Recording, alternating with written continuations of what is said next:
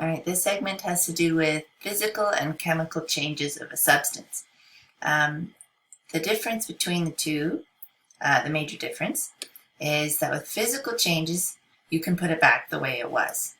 Okay, so the example we use the most is ice, right? So if you melt ice into water, you can just put it back in the freezer and it turns back into ice. Okay, we're not changing the chemical compounds in any way. We're not burning anything. We're not making it into something else.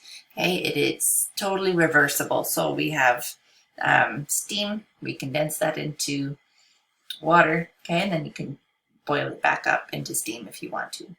Okay, so our words from grade 7, right, where so this is to gas. So sublimation and deposition, right, is going from steam to ice and ice to steam. Okay, like frost. Frost is an example of sublimation, and because it just like evaporates right off the trees. Then you have condensation and boiling here. Okay, that's liquid to gas, and then you have melting, which is fusion, and also freezing, which is solidification. Okay, so sometimes you might think dissolving a substance in a solvent like sugar in water is a chemical change, but actually if you evaporate the water off, you can get the solute back. Okay, so if you dissolve salt in water, you can evaporate the water off later just by boiling it, as long as you don't burn it, and you get the salt back. Okay, so we have no change in chemical composition, and the substance retains its original properties. Okay, so last time we were learning physical properties. That was like malleable, ductile, crystal shape, hardness, conductivity. Now we're talking about physical changes, which is the fact that they don't react in any way. They just go from solid to liquid to gas, or gas to liquid to solid, or whatever. Okay. Now chemical change is not the same. Okay. So these, you cannot regenerate the original materials. Okay. Once you light something on fire or blow it up, you can't put it back. Okay. Humpty Dumpty sat on the wall and had a great fall. All the king's horses, all the king's men couldn't put Humpty together again. Okay.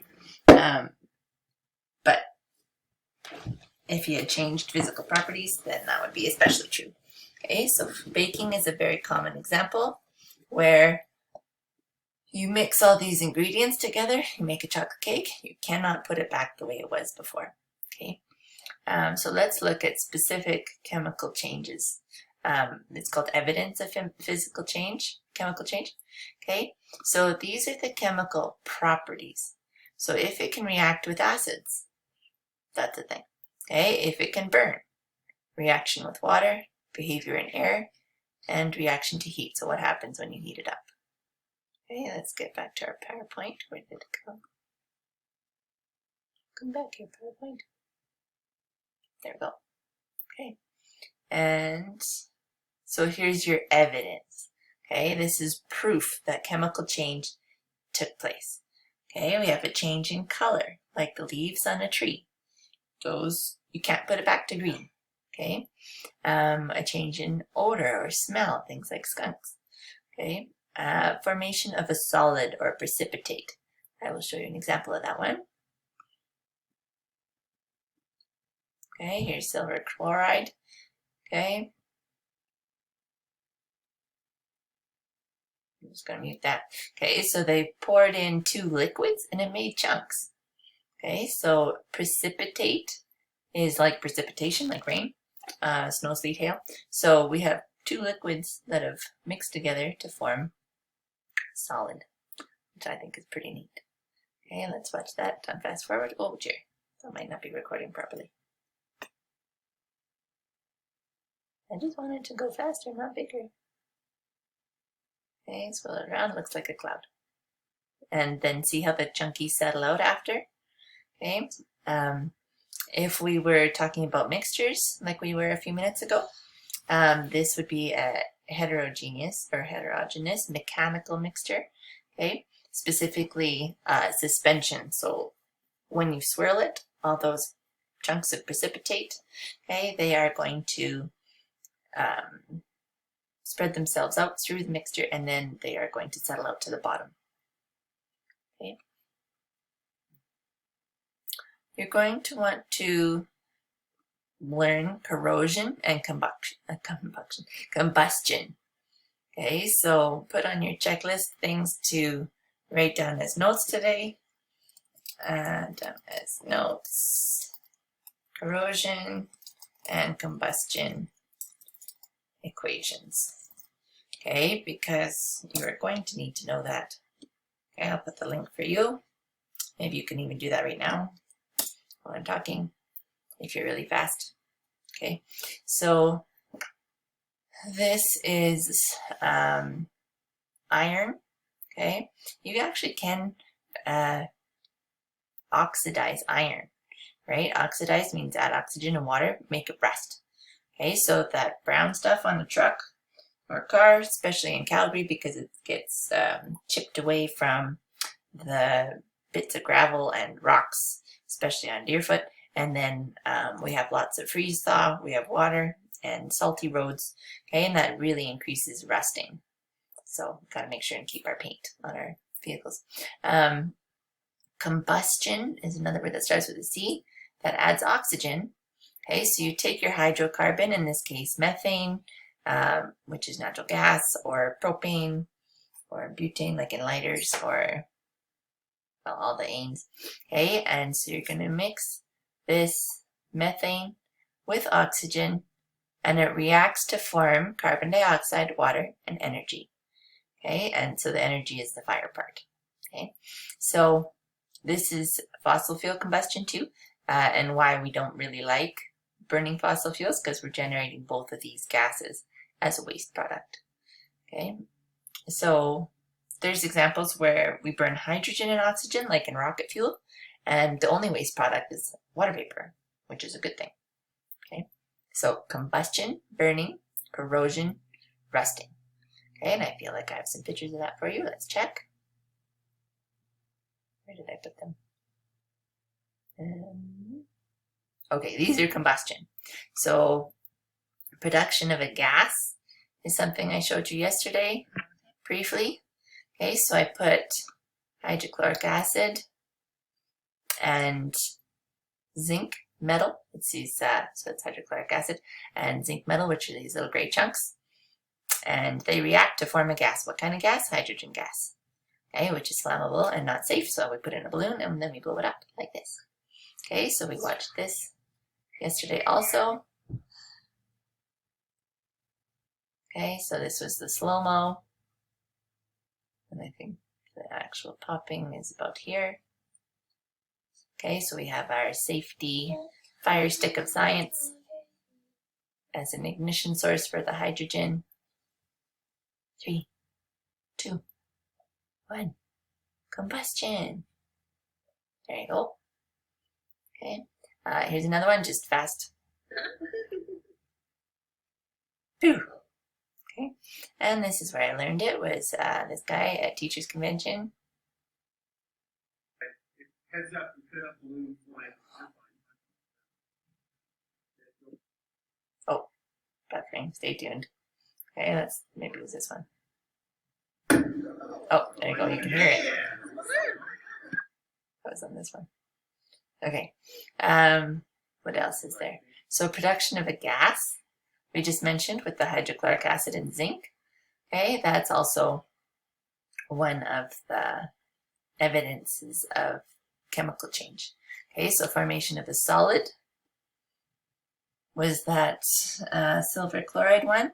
Okay, the white chunkies when the two solutions were poured together. And formation of a gas, we just had that with the hydrochloric acid and zinc. Okay, and another example is this elephant toothpaste. Okay, so if you use hydrogen peroxide, it's not quite as exciting. It fizzes slower. Okay, but in this one, it's faster. Okay, and then here's a fancy science one. Okay, like Steve Spangler's has more money and fancier chemicals. Because the other hydrogen peroxide is actually quite a bit more expensive. Okay. Trying to copyright this girl's face here.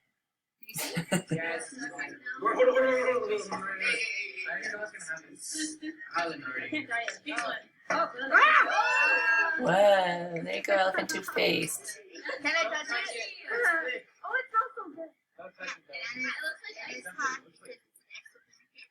Did you hear that? It's hot because it's an exothermic reaction. Okay, and here's the large scale one. They even made it in where there's a movie. It was called Yes Day, and the kids made like the whole house was full of this stuff. See? Very nice. Okay, and I did it this year for St. Patrick's Day, and it wasn't quite this much of a reaction, but pretty close. Okay, because I got the stronger chemical. Okay, so if you have a more concentrated form of hydrogen peroxide, right, then it does a better job. And there's also catalysts you can put in. So there's different kinds of chemicals, like this potassium iodide, and it makes a more exciting reaction too. I'm just not sure where I put my video of that. Okay, so here's another one where you make a precipitate, and this one you could totally try at home. I'm going to make a note to see if I want to make you try this at home or not. Okay, milk and vinegar. Yeah, I probably will. We'll see. Okay, and vinegar and baking soda. Okay, to prove that you produce a gas. And to prove that you can make a precipitate.